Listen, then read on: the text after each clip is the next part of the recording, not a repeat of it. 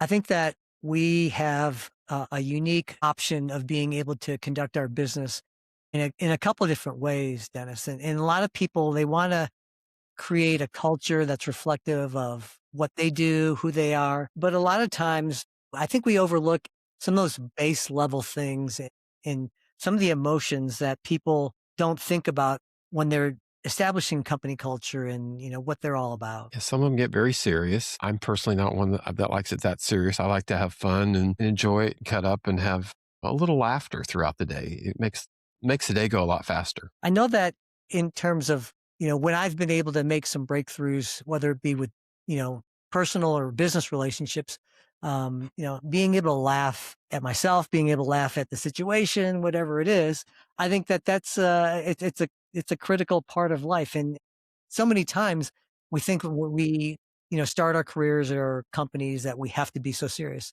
But today we have Kevin Hubschmann, who is the founder over at Laugh, has a unique perspective. And I love this interview in so many different ways because what he talks about from a perspective of incorporating laughter into the workplace and how you really can take a look at what the unique benefits are. It's something that it seems so Yeah. obvious that if we can incorporate this into our businesses, we're going to make it last that much longer and get the most out of our employees. So let's take a listen to this one, Dennis. I really enjoyed this. It's a good one. WFH with two guys. Now here's Benny and Dennis.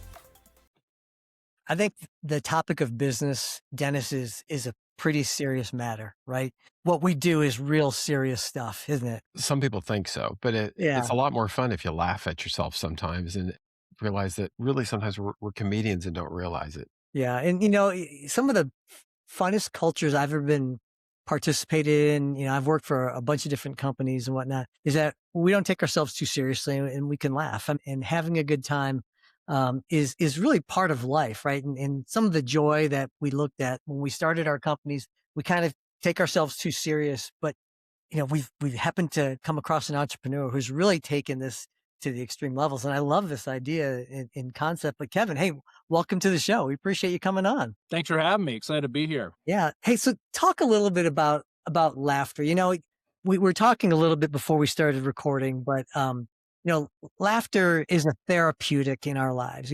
Whether it's in a personal level and we talk about, oh, I met so and so, and oh, he's so funny, or that person's a cut up. Well, that's a trait that people admire, and the ability to make people laugh is something that I think we revere in our culture, but also at the same time too, we sometimes lose the idea of laughter. So, obviously you've taken this to a different level, but what's your take on that, Kevin? Well, there's a bunch of ways to think about it. I think one, when you are someone that has a great sense of humor and has the ability to find people's funny bones and get that, you really should be using that whenever you can, because when you make somebody laugh, you're decreasing their cortisol levels, that Yeah. stress hormone, and you're increasing their endorphins, that feel good hormone. So just simply that. And then when you are also doing it amongst people and in a group setting and specifically in work, you are, there's also the additive bonus of the bonding hormones that come as a result of laughing together. And then also when you're trying to teach something and you make people laugh while you're teaching something, studies have shown that people actually remember it better. So there's all of this amazing science that comes along with laughter. But a lot of people will say like, I'm not funny, and they'll put themselves down for some reason, whatever that might be. And so what I always say to those people is, well, you can be an amazing listener. You can be someone that is actively listening and really getting, like, just being someone that's really good at laughing with, because it's a two-way conversation. So I think that what people really lose sight of the fact that even the people telling humorous anecdotes or whatever, they need the audience members to be willing to listen, receptive. So it's the receptivity of kind of playing back and forth with one another. And then from there, you can just do so many amazing things together once you've created that trust through that, tennis game of laughter. Yeah, and I think, laugh, it just makes the time go by faster. I mean, when you're working and you're doing stuff, if you're, hunkered down and you're, not happy, it's like the day takes forever. But if you're talking and engaging and having laughter with people, it just makes the day that much more productive. And I mean, it's like, why would you not want to add a little laughter to your life? I'm with you. Yeah, I mean, I think I always talk about it from we go to work with a 9 to 5 personality. That's what I call it. That's like our mask that we have, and we all have it. I don't care who you are. It's that person that you put on. It's that metaphorical tie that you put on in the morning, and then you get to work, and then you let that tie go, and that after work, and that's your 5 to 9 personality. And a lot of people believe that you got to separate those two. And don't get me wrong, some of that stuff in the 5 to 9 should be kept at home, but you can let some of that creep in. And I think that comes with people having the psychological safety to creep that in. And so I think that's a big part of organizations and specifically leaders that create, like you had said, Benny, we like to laugh around here. We don't take ourselves too seriously. Well, that starts at the top. That starts with creating psychological safety so everyone feels that they can also bring a little bit of their 5 to 9 personalities to their 9 to 5s. Well, I mean, and it's fun just to create, I call it funness in the workforce. I mean, I remember when I worked at Frito-Lay, and our phone number was one digit off of the Sears and Roebuck's customer service number. Well, we would get all those calls in, and we would just, we were in cubes, and we would just sit there and hand it off from one to another. We'd just sit there and laugh at some of the questions they would ask. And, it just made the day go by more fun. We didn't do it every day, but it's like, it just allowed it to be fun, because otherwise you could get really pissed that you keep getting these inbound calls that have nothing to do with work. But it's like, okay, let's make some fun out of this thing. Did anyone sell any washing machines? They were calling and complaining about their washers not working correctly and all that. We would just send it from one, and we just start laughing and rolling and hearing some of the You just like, complaints. I think I earned some commission. Who do I talk to about Yeah, it? exactly. well, you really touched on it there too, Kevin, in terms of like from a culture perspective. And if the leadership embraces the idea of having, a little levity and being able to do that, I would imagine that what we're talking about here is kind of redefining the way that employees view not only leadership, they view the company, and maybe being able to take their jobs a little less serious. Like the Dennis just mentioned, is the idea of being able to, you're going to get these calls that have nothing to do with Frito-Lay, but it's a Sears call, and you guys can have fun with that. And that just seems like a peek into that whole cultural mind shift there. Yeah, for sure. And I think it's just it's making time for it. And I think that, companies are very focused on getting the most out of their employees while they're at work. And I think that Mm. they lose sight of the fact that employees are human beings, and human beings need to have motivations, and they need to feel like they're going to bat for the person that's keeping them from the rest of their lives, their families, honestly. And so, how do you create more of a family atmosphere? Sometimes it's not just money, and sometimes it's not just PTO. It's got to be in building a culture that makes you want to get up and go to work. It makes you want to be around the people every day, because there's just a lot of good, energy bouncing off of people, because it's a very light, joyous environment to work in, regardless of where you work. In the most serious organization where, people are doing surgeries or something in a hospital, or even if you're working at a place where you're getting phone calls from Sears and you're selling potato chips. So, it can be, I think it's really just a matter of how you're setting it up, and it all starts at the top. I would imagine it's a brand differentiator too, as well. I mean, Mhm. we now have an outside view of what we think companies are. But if I'm a recruiting employees and I'm walking through the halls as I'm interviewing there, and people seem lighter and people seem like it's more, I won't say just like nonstop fun, but you can just feel the energy. And you all probably have been to companies where you could feel the weight of the company. It was just not that, even if they had the nice furniture and the nice desk, but people just were not what you were hoping them to be. But if you've gone to a company, I would imagine all of those are pretty evident too as well, Kevin. Yeah, I mean, I would call that sterile. Like, you can kind of feel it right away when you Yep. walk in. Yeah.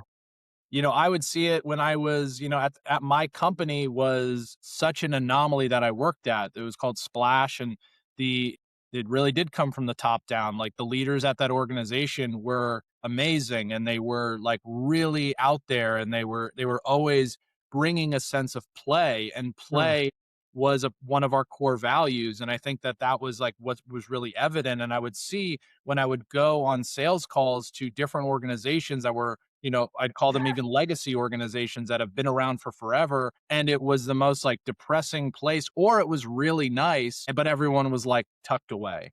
Yeah. And it was like, we'll see each other when we all get to go eat a meal that's sponsored by the company. But other than that, let's get to work. So I think that every organization is different, but I was really blessed to be in an organization that really focused on making their employees incredibly proud to work there. And it was a retention strategy. I mean, I think I probably stayed there like 2 years longer than I would have because I felt that there was such a great culture there.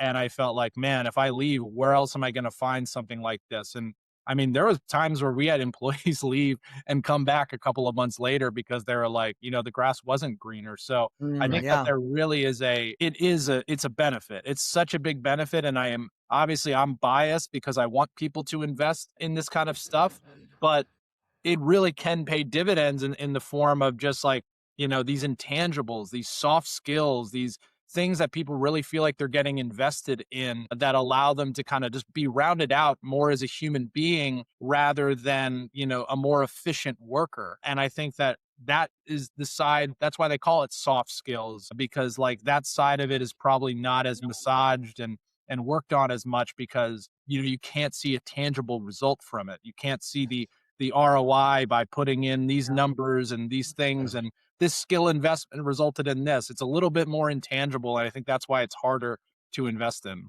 So, Kevin, talk about before we started recording, you were talking about how being a stand up comedian and being a business owner, it's very similar. Talk about, I thought that was great how you kind of compared those two. And I think for business owners, it's something to think about. Yeah, for sure. So, I mean, I'm a stand-up comedian myself, and I started training in improv early in my career, and then I eventually got into stand-up comedy. And what both of those things teach you is kind of to be very comfortable with mistakes. Improv teaches you to be comfortable with, you know, there is no way to make a mistake. Actually, in fact, every mistake that you make is an opportunity to shift the scene on its head and make it even funnier. In Hmm. stand up, the stakes get a little bit higher, you can obviously turn a mistake into a funny joke, but oftentimes, you'll say a joke in stand up and it could just die, you could hear just crickets, and it's the worst feeling ever. But how similar is that to business owners when they try a new experiment, maybe Mhm. invest in a new marketing strategy, and they do a new Google ad campaign, whatever it might be, and crickets. And those crickets are actually no leads, nothing. And you're like, what? This feels terrible. And what do? You don't close down shop. You don't give up. You say, how can I just change that one thing? How can I make a tweak? How can I iterate on it? And that's just like in stand up comedy. You don't quit and you don't give up the whole set. You say, what was good in that 5 minutes that I did or 10 minutes that I did? And was it just this small piece? Great. Let me change a word. Let me change the setup. Let me add a tag. So there's all these different components and levers in comedy that allow you to generate that laughter. And I don't think it's much different when it comes to creating strategies and deploying different ideas in a small business world. And it's the ability to say, like, hey, I'm not married to it. Let's pivot. And I think being able to pivot very easily is something that you need to be able to do in improv comedy and stand-up comedy, and ultimately in the business world. And the more your organization is also comfortable with pivoting, I think what going back to it starts at the top. I think if you as a leader are okay with admitting that you make mistakes and admitting that something didn't go well, it'll allow the team to say, great, everyone makes mistakes, including our leader. Now let's go ahead and make a change to what we're doing to try to get to our ultimate goal, which is usually, efficiency or money or whatever it might be. And I would imagine too, if leadership is embracing humor, that it probably leads to better trust of that leadership. And I would imagine that those folks are a lot more relatable as opposed to being people who are in ivory towers and, they can do no wrong type of thing. Yeah. And I also like to really differentiate between humor and like being a funny person and using comedy skills. Cause I think a lot of people, when I first introduce it, they have this mindset of going, man, okay, let me open up a joke book and let me tell some jokes and let me kind of be a funny person now and let me study Seinfeld and see how he does it. Not necessarily. What you need to do is be just receptive and open and listen better and Mm. empathetically communicate and kind of welcome the energy of jokes and humor and welcome the energy of levity. And so that can come with being really okay with failure. I've already said it a million times, but actively listening to everybody, not interrupting your team when they have something to say. And when they're done saying that, not using words like no, but, or using words like yes, and validate what they're saying and building on top of it. And when you're using these, you're really specifically getting into the minutia. You're able to really make waves in the organization. And that is what comedy skills are about. And humor just follows. When you follow that formula and you follow those different rules of failure, listening, communication, what's going to happen is that people are just going to laugh more. People are going to feel more comfortable. And like you said, Benny, have more trust. And then Yeah. that trust leads to, okay, we can be a little bit more loose here. And and that'll generate more ideas. And that looseness does create more innovation.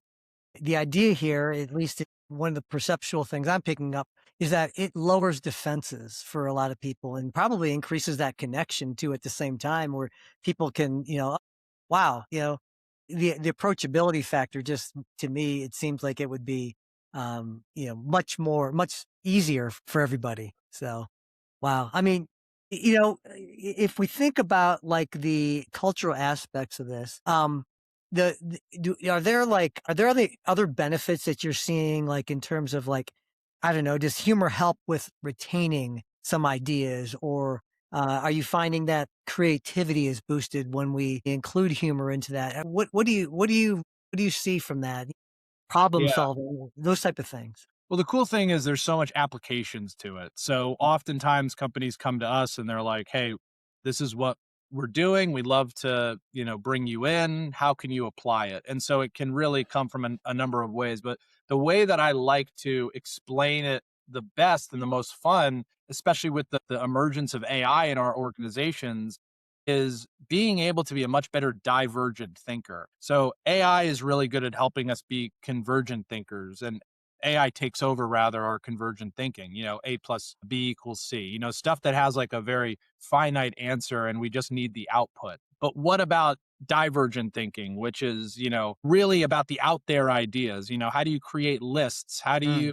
you talk about things that are, brainstorming is what we would maybe call it. So what I always like to say is like, how can we use these exercises to help us become more innovative through training that divergent thinking muscle, which otherwise could get cut off if we start to ask one of these LLMs, give me some ideas. And what can we do to create more of these like different thinking ideas and come like me and my wife always like to, every time we watch a bad movie, we don't shut it off. We say, what are the 10 reasons why that movie stunk? Like let's come up with 10 new ideas. And it's different stuff like that. How do you create lists that are nonstop? How do you then validate the other person? Say, yes, and this stunk about it, and this and this and this. Or like, hey, if you're doing a project, instead of everyone being focused on like how to make it perfect and what's going wrong with it, start off by saying, hey, what's going right with this project? Everyone go around the table and say, what is going right with it? And so it changes people's ability to think about it, and it comes up with more ideas rather than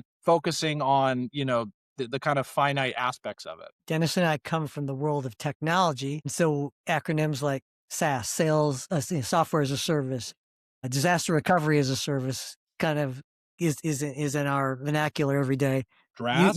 you have a unique approach too as well in terms of services that you offer. Yeah, I started in SaaS and I went from SaaS to laughter as a service. So, what does that actually mean, Kevin? What is laughter as a service? I mean, I can derive a couple ideas. I love this. What is laughter as a service? Yeah, I mean, we offer two different types of offerings. It's on the entertainment side of things where teams want to just bring in professionals to help them laugh more, whether that's a virtual comedy show or it's a in-person bringing a comedian in for their offsite or their holiday party, whatever it might be, a moment where people just want to celebrate, have fun, not think. Let's just laugh. Let's bring in a professional to do so. And then the other side of what we do is called laughing and development. And that is using comedy skills that are that stand-ups and improvisers train in and using those comedy skills to then train organizations through corporate workshops to help them, do all the things that we've been talking about today. And it's really just about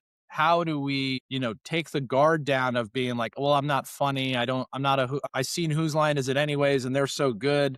I could never do that. It's kind of about taking that down and saying that's not at all what we're doing here. We're just about connecting with one another, and we're about, listening better and communicating better and just being silly with one another and creating all this psychological safety. And hopefully some of that can bleed into the workplace. Yeah, I'm thinking it is. It's creating that safety net that it's okay to laugh at each other and have some fun. I mean, because some companies don't give you that freedom, but hopefully if you work for a company that does, it's a great culture to be in. And it's okay to fail. I mean, that's the Yeah. psychological. We always say, don't judge the first 5 minutes of our session, judge the last 5 minutes, because the first 5 minutes, everyone's trying to do every exercise perfect.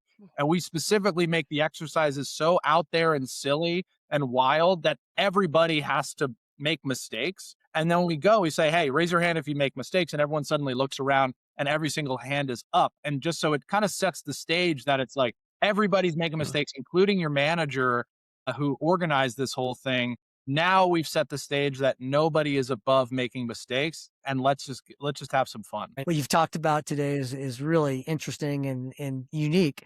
But I'm positive there are going to be other people who are going to have questions and want to know a little bit more about the programs you offer.